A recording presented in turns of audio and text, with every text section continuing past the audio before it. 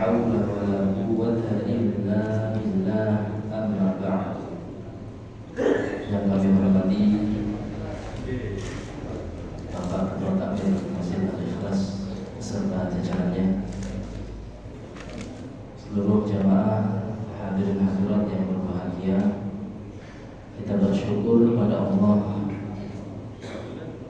atas segala nikmat dan karunia-Nya, terlebih nikmat iman, nikmat Islam, dan juga nikmat kesehatan, sehingga kita dapat melaksanakan salat subuh berjamaah dilanjutkan dengan thalabul ilm, yaitu belajar bersama tentang Al-Quran.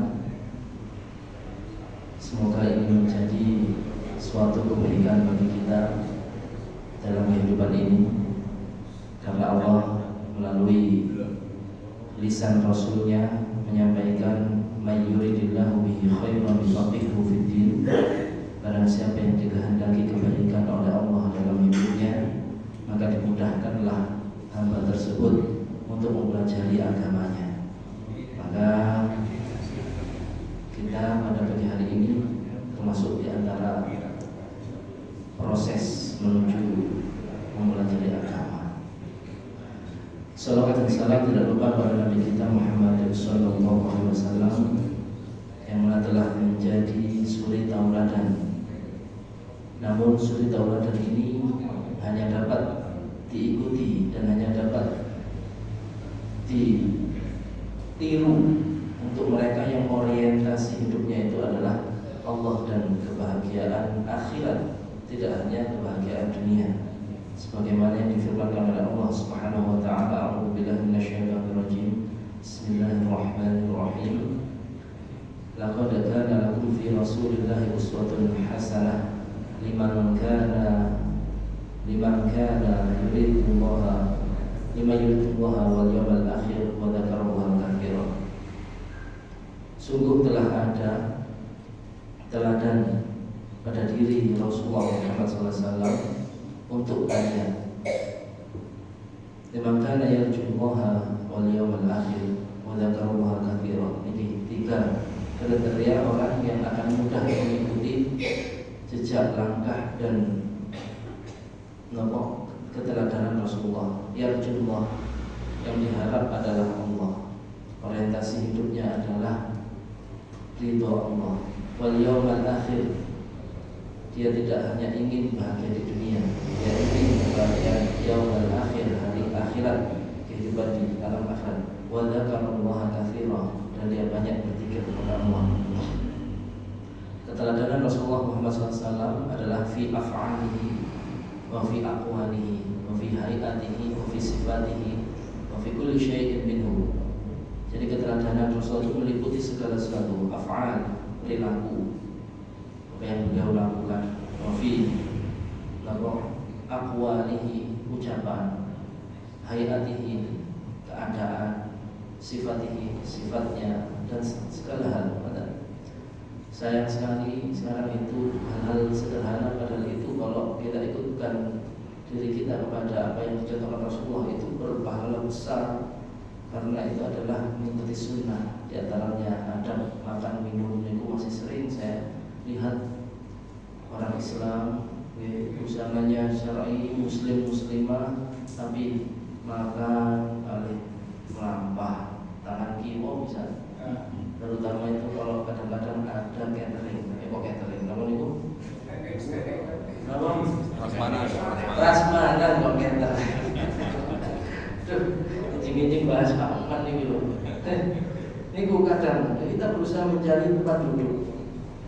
Minimal kalau nggak ada tempat duduk terpaksa jangan sambil jalan. Ini pernah kalau ngomong-ngomongan lampu tangan kiwa ceplok.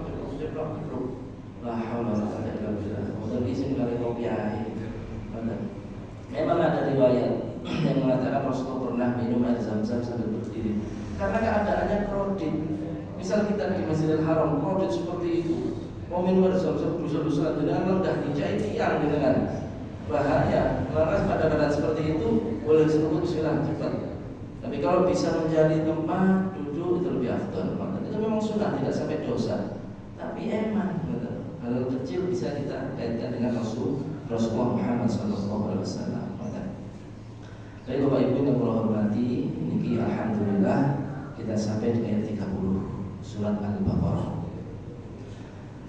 Soal Al-Baqarah ayat 30 ini masih erat hubungannya dengan ayat sebelumnya, karena memang Al-Quran ini selalu berkaitan satu sama lain.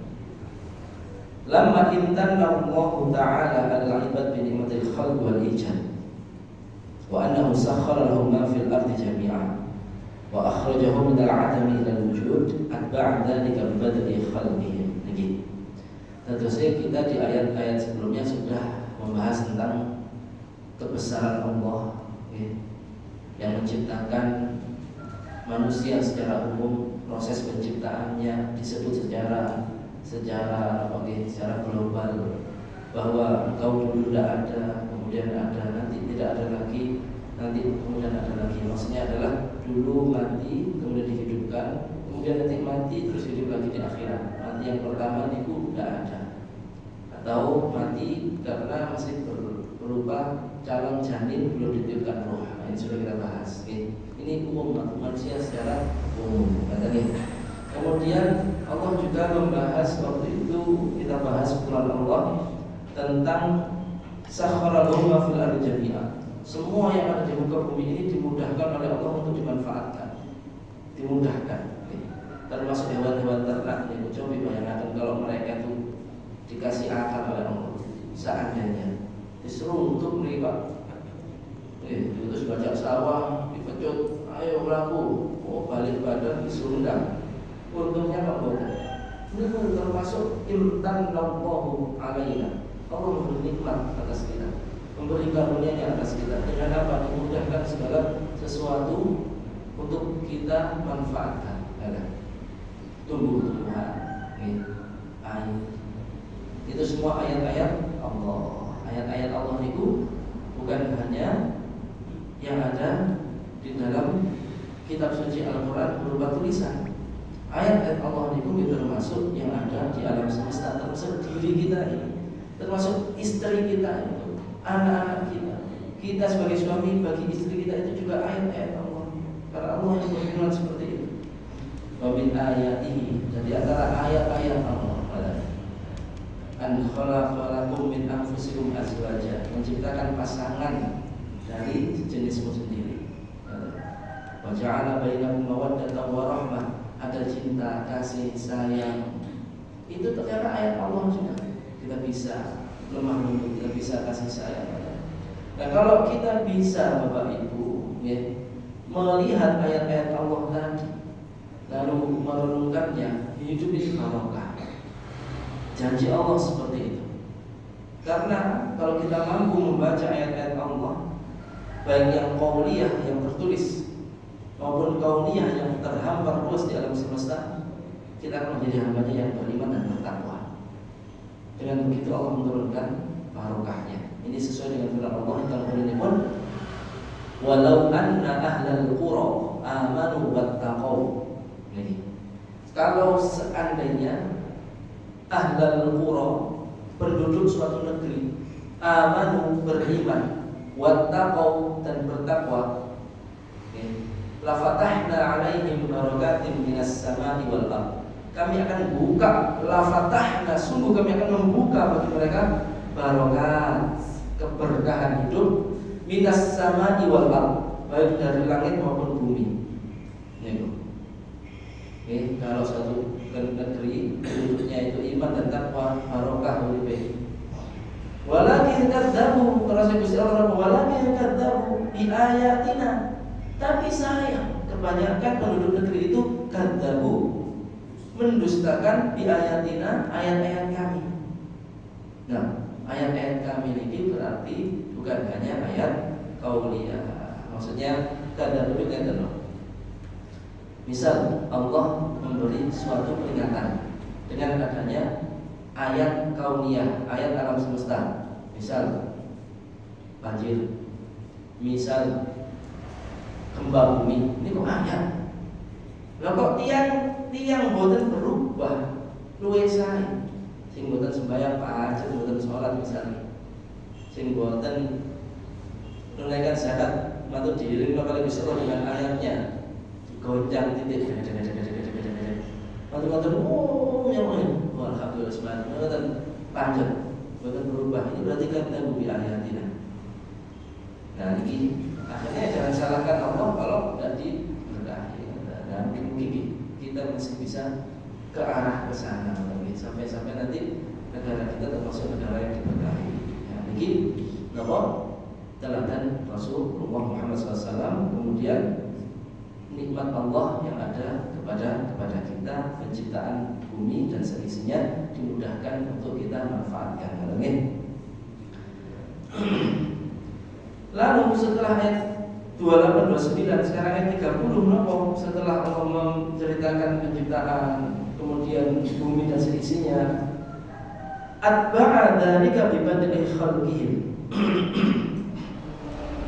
Di ayat 30 ini Allah menghadirkan pembahasan yang lebih rinci, yaitu awal mula penciptaan manusia. Awal mula penciptaan manusia. Wa imtanna 'alaihim bi tasyrifi abihim wa takrimihi bi ja'lihi khalifah. Dan Allah ingin memberitahu pada kita di ayat 30 dan seterusnya ini bahwa kita ini dimuliakan oleh Allah. Dengan dimuliakannya bapak kita, abihim, bapak mereka. Abi itu bapak, maksudnya Nabi Adam. Wa takrimihi, dan di ikram, memuliakan, tasyrif, memuliakan sami. Bija'lihi khalifah, dengan dijadikannya Nabi Adam itu sebagai khalifah. Dan saya setelah dibahas secara umum, sekarang khusus di awal mula ini dulu seperti ini loh awal mula penciptaan manusia dan dimuliakan. Ada si manusia itu makhluk yang kamu mulia. Dengan dipilihnya manusia menjadi nama khalifah. Saat dari manusia diciptakan oleh makhluk malaikat dengan bangsa jin. Kok bukan di antara mereka mawon yang dijadikan khalifah? Mengatakan, kenapa Allah menciptakan satu makhluk lagi bernama manusia, lalu dipilih nanti menjadi khalifah? Ini berarti nikmat agung dari Allah Subhanahu wa Ta'ala.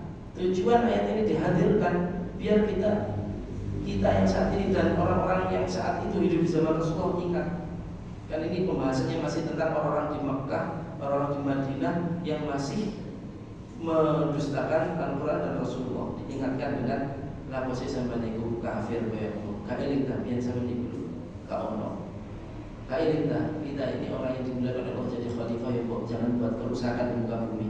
Kerusakan itu Bapak Ibu kalau kita lihat di dalam kitab tafsir kebanyakan maksudnya adalah al-maksiyah, itu kemaksiatan. Dan kemaksiatan yang paling besar adalah kesyirikan. Kesyirikan itu kemaksiatan yang paling besar. Nah maka di sini diingatkan, katanya. Berapa kali bukti Allah memuliakan kita sebagai ras atau bangsa manusia? Wa iskanihi darul karamah, dipersilahkan untuk tinggal di tempat yang sangat agung dan mulia, yaitu surga. Jadi ada yang menjelaskan seperti ini, menungso iki asline manggonean swarga. Menungso iki asline napa awal mula penciptaan tinggalnya di surga, berarti di sana penuh kenikmatan. Maka kita diuji dengan hidup di bumi untuk berlomba-lomba berada di swarga. Kemudian apalagi bukti Allah memuliakan kita sebagai bangsa manusia. Meskipun waktu itu tragedi atau kejadian ini hanya dialami Nabi Adam, tapi syaraful aba, syaraful abna, kemuliaan seorang ayah, kemuliaan juga bagi seorang anak. Niku pun pundi-pundi. Oh iki anaknya Pak iki. Oh iki anaknya presiden, misal. Ini anaknya Pak Camat, misal. Ngoten nggih, kecipratan. Terus mboten. Cara ngoten enten keuntungan kalau seorang nenek moyangnya itu nopo? Nenek moyang ini mulia, maka dapat kebaikan itu. Nenek moyang kita ini seorang apa Pak? Melaut, ada pembalap ini. Kalau ini pas masuk tengah juga dulu di daerah pun itu Perak Jombang dalam anyar sing wong itu bener kau deh. Jangan ngebut yang mudik, jangan ngebut. Ketahuilah bahwa nenek moyang kita seorang pelaut bukan pembalap. Sakit banget jadi. Tapi gini belum. Ngeten. Alon Mas. Lek gubuk udah lebih terus. Ya Allah, ini dakwah itu mencegah harus kata-kata seperti ini. Alhamdulillah. Napa? Bukti Allah memuliakan kita sebagai bangsa manusia. Wa isjadul malaikah taqdiman li sya'ni. Dan Allah memerintahkan malaikat untuk sujud kepada Nabi Adam saat itu. Suruh sujud, Pak. Nah, sujud di sini bukan sujud ibadah seperti yang kita lakukan pada Allah, tapi sujud tahiyah, sujud untuk penghormatan. Ada yang mengartikan sujud benar sujud, ada yang mengartikan kayak bungkuk mana. Kalaupun sujud secara sujudnya tentu tidak apa-apa, karena ini perintah Allah dan menunjukkan bangsa manusia itu yang dimuliakan. Nah, riyen niku sadarane apa? Syariat Nabi Muhammad SAW sujud kepada manusia itu dulu. Orang-orang Nasrani kalau menghormati yai ini, pendeta mungkin itu sujud kepada mereka. Raja sujud kepada raja sujud. Niku sampai ditinggali di surat Yusuf niku. Surat Yusuf ayat 100 itu ayat.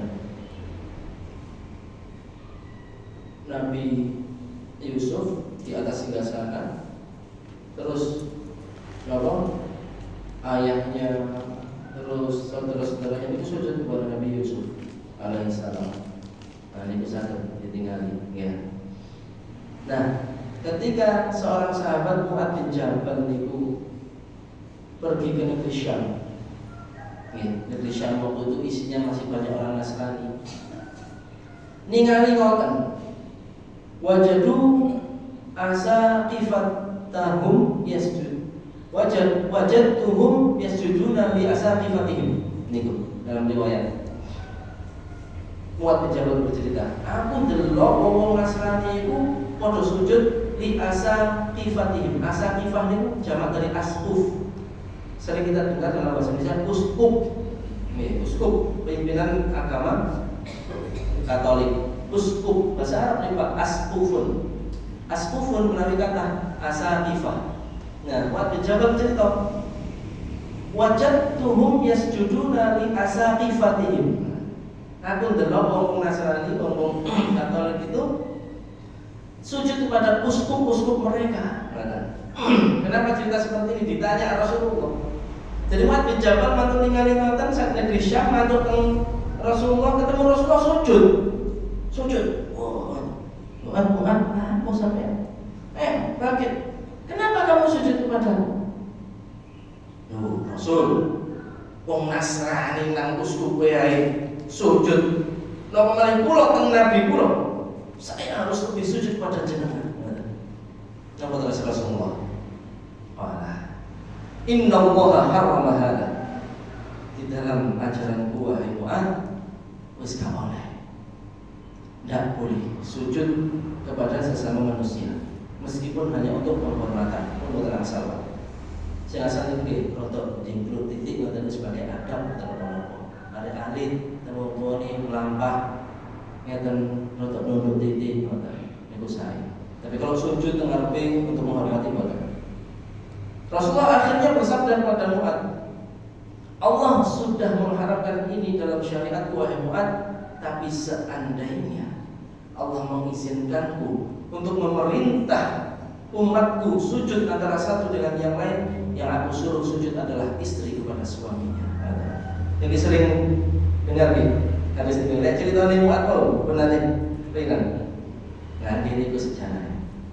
Kenapa kok ada hadis yang mengatakan kalau seandainya aku diizinkan oleh Allah untuk memerintahkan manusia dengan manusia yang lain boleh sujud untuk penghormatan, yang aku suruh sujud adalah istri kepada suami. Ini menunjukkan betapa agung tanggung jawab seorang suami kepada istri dan betapa besar peran suami kepada istri, sampai dibahasakan seperti itu untuk oleh Rasulullah. Berarti kita harus memantaskan diri sebagai suami, pantas tak disujudi istri kita seandainya itu boleh. Nah, kalau baik tanggung jawab nyukupi pantas. Boten pantas. Ini keutamaan yang ketiga. Wala syakka annal ihsan ilal asli ihsanun ilal far'i. Dan tidak dapat kita ragukan, tidak dapat kita tidak yakin bahwa kebaikan Allah kepada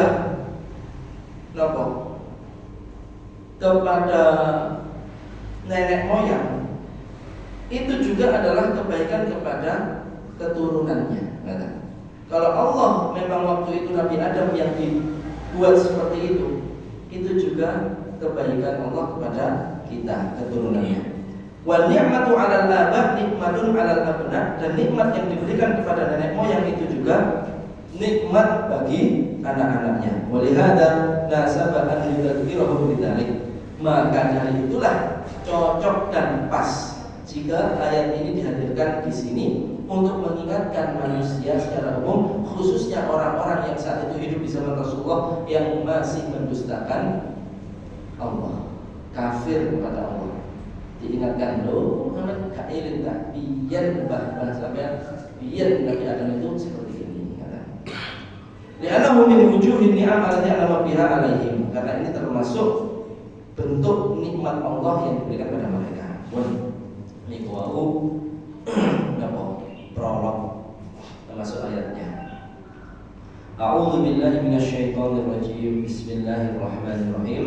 Wa id qala rabbuka lil malaikati inni ja'ilun fil ardi khalifah.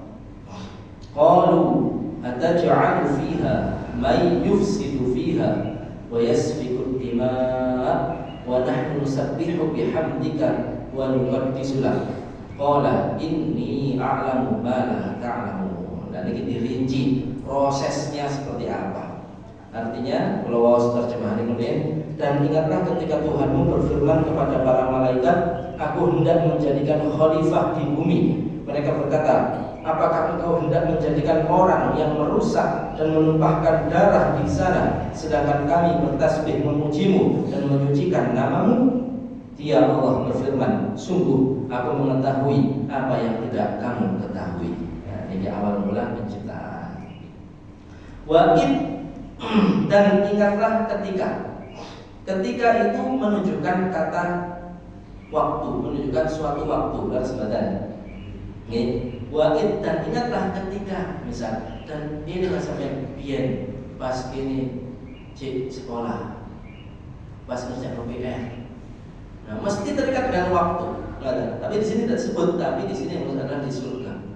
Jadi Allah ini berfirman kepada para malaikat di surga. Dan ingatlah ketika itu waktu tidak akan lepas dengan tempat. Tempatnya adalah surga. Udkur ya Muhammad, ingatlah wahai Muhammad, atau sebutkan, ceritakan wahai Muhammad, ketika qala rabbuka lil malaikati waqsus ala qaumika dzalik, ketika Allah Tuhanmu berfirman pada para malaikat dan ceritakan kisah ini kepada kaummu, kepada umatmu. Apa yang difirmankan oleh Allah pada para malaikat? Inni ja'ilun fil ardi khalifah, ay khaliqun fil ardi wa muttakhidun fiha khalifatan yakhlufuni fi tanfidhi ahkami. Allah menciptakan di bumi, wa muttakhidun fiha, dan menjadikan di dalamnya seorang khalifah, yakhlufuni fi tanfidhi ahkami, yaitu yang menjadi wakil, yang menjadi penyelenggara, pelaksana. Apa yang dilaksanakan sama seorang manusia yang diciptakan oleh Allah ini di muka bumi? Tanfidhi ahkami fiha, melaksanakan hukum-hukum itu di dalamnya. Sinten yang dimaksud akan dijadikan khalifah ini? Wa huwa Adam, yaitu Nabi Adam. Au qauman yakhlufu ba'dhum ba'dhan, atau kaum setelah Nabi Adam yang saling bergantian. Maksudnya manusia itu mesti akan meninggalnya bergantian, ganti peran, ganti periode.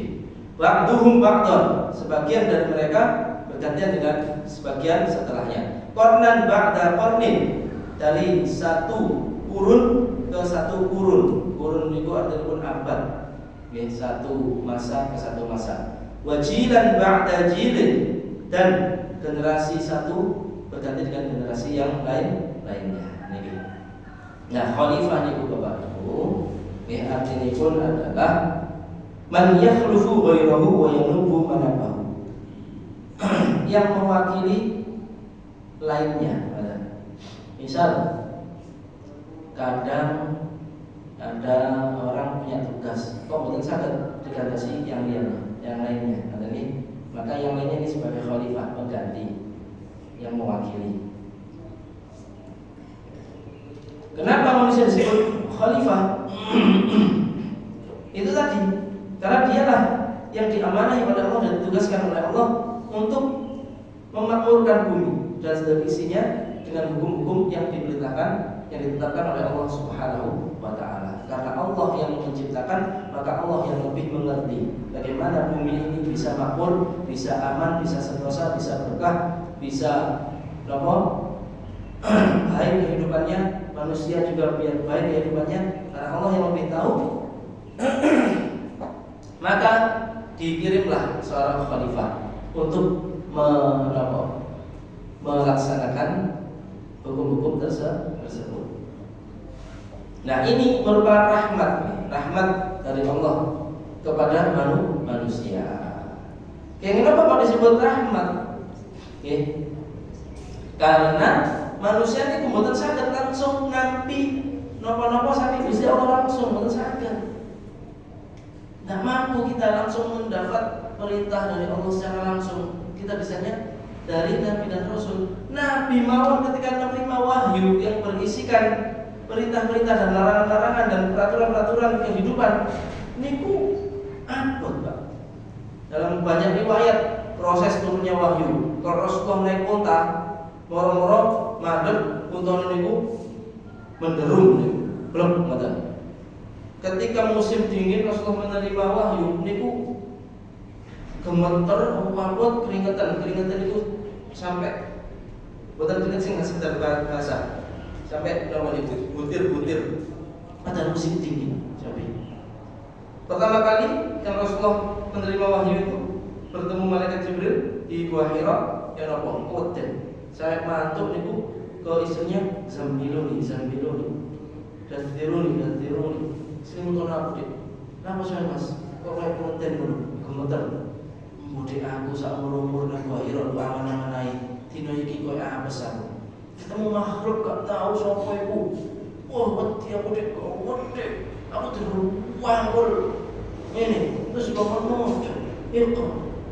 Mana Nabi Qori kan ya semua loh. Apa sih sampeyan iki? Ngoten jalan iki. Wedi aku dik. Sapa iku dik? Aku dik cinta iku dik. Aku kesurupan ta iki ngoten. Ngoten masalah itu yang saya. Sampeyan iku tiang Nabi, tiang yang dihibur sama istrinya. Nah, niki sunnahnya. Kalau suami pulang ke rumah, kok ketok boten enjo keadaan istri menghibur, boten malah apa Mas? Nah, kantor ini salah, sama kadang kita percaya. Tenang saja, amal rujukan sing hangat tadi. Nah, karena manusia tidak bisa langsung berinteraksi dengan Allah, maka melalui para rasul, para nabi diberitakan firman-firmannya. Itu pun Rasul bertemu malaikat Qudden, sehingga Nabi Musa ini pun nopo nyerodok nyeleneh nyuwun pengen tinggal dengan langsung. Terus Gusti Allah adalah sampeyan kuat delok gunung iku. Lek gunung iku pancet kaya ngono keadaan lan panggonane, dadi Allah iso delok aku Musa. Oke, siap. Siap-siap kelihatan moro-moro. Wah, dhuwur kabeh Nabi Musa wa kharra Musa sa'iqa. Nabi Musa terpelanting, tersungkur kepingsan. Itu dari ketinggalan Allah. Hanya Allah alam napa sing dikatakan itu gunung acuh. Nah kita karena seperti itu keadaannya, maka Allah menjadikan khalifah niku. Nah, khalifah niku juga bisa diartikan sebagai imam. Imam niku pemimpin. Pemimpin sholat disebut imamus sholat.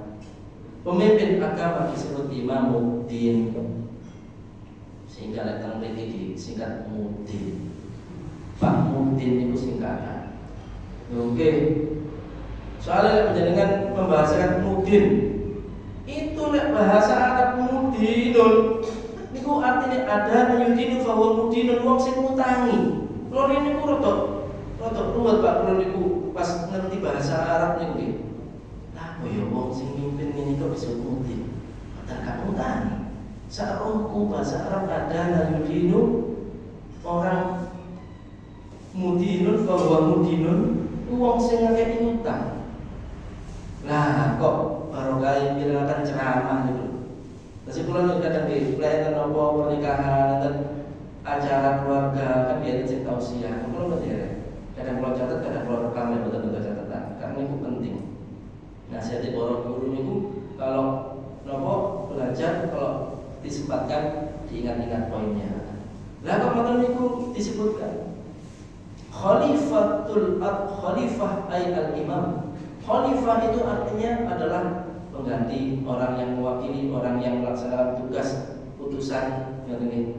Atau juga bisa diartikan orang yang datang setelahnya. Kenapa Abu Bakar disebut khalifah? Karena setelah Rasulullah khalifah, khalfahu setelahnya, belakangnya. Bisa diartikan juga imam. Ini terus dijelaskan. Bentuk-bentuk imam dalam agama, imam sholat, imam yang sholat. Imamuddin, pemimpin agama. Khalifah ini juga bisa diartikan imamuddin. Kita sebagai khalifah di muka bumi ini sebagai imamuddin, pemimpin agama. Imamul usrah, pemimpin keluarga, seorang suami. Imamuddin, waktu jelas imamuddin, nawang Jawa itu kekawan. Akhirnya disingkat Muddin. Nah, imamuddin. Akhirnya setelah itu saya, ya Allah, saya selama ini Muddin apa ini ya? Bahasa Arab kok bisa muddinun atau muddinun. Tiba imamuddin disingkat imami dihilang muddin. Pak Muddin pun dia jelas gitu. Ini sejarah pembahasan kalimat khalifah. Malaikat tanglet. Mereka bertanya. Pertanyaan ini bukan berarti protes nih. Bukan protes. Bukan tidak terima. Bukan nopo-nopo, tapi bertanya hikmahnya apa menciptakan manusia dijadikan khalifah. Mereka berkata, apakah engkau wahai Allah menciptakan di dalamnya orang yang membuat kerusakan dan menumpahkan darah? Kenapa enggak kami saja? Kami ini bertasbih kepadamu, mensucikanmu. Ini malaikat itu patuh taat. Akhirnya dijawab oleh Allah, inni a'lamu ma la ta'lamun wista. Aku iki luwih ngerti dari awakmu. Nah, ayat ini ayat 30 ini Bapak Ibu. Kan ada hikmah yang luar biasa. Allah ini kan Tuhan semesta alam. Badhe lapo-lapo kan bisa kerso. Lagi ingin nopo kondo-kondo malaikat piye? Ya, pertanyaannya seperti itu kan kalau kita mau meneliti. Kenapa ya Allah mau menciptakan manusia aja enggak langsung kun fayakun? Udah jadi baru malaikat, loh, cinta nih, kok ada makhluk baru kan bisa? Ini kan belum diciptakan, baru mau menciptakan. Nih, lalu kok seakan-akan minta pendapat atau ngasih tahu pada malaikat, ini kenapa hikmahnya? Ta'liman li ibadihi al-musyawarah. Niki Gusti Allah niku mengajarkan kita Bapak Ibu hamba-hambanya budaya musyawarah. Sebelum memutuskan sesuatu, sebelum melaksanakan sesuatu, sebelum apalagi urusan umat musyawarah ini. Sajane sangat-sangat mawon seorang ayah di dalam keluarganya, moro-moro anaknya sekolah norono, dah, bojone mau sekolah, dah, ya, lu tak daftar, lu ya sekolah dulu, nah, ya sekolah ya, kok gak di pondok orang mau di Ustaz Furqan aja, udah kayak gini. Nah ini harus musyawarah dulu antara suami dan istri. Perundingan. Enak-enak kerja anak itu istri lukas supaya lulus SD. Ya boleh kang ini ya itu ya. Sehingga itu soalnya yang anak harus berpengalaman merantau kan. Iya sampai ngomong ya abang sampai bapak ya ibu ya hamil ya ada atau tuh anaknya. Wah, ini rundingan itu lebih sama aja Allah rundingan kali malaikat bukan berarti Allah itu tidak berpuasa, tapi mengajarkan kita nama budaya musyawarah. Oke, pun ini satu ayat kata saya. Maka insya Allah selanjutnya kita teruskan di pertemuan selanjutnya jika Allah memberi umur yang panjang dan kesehatan. Allah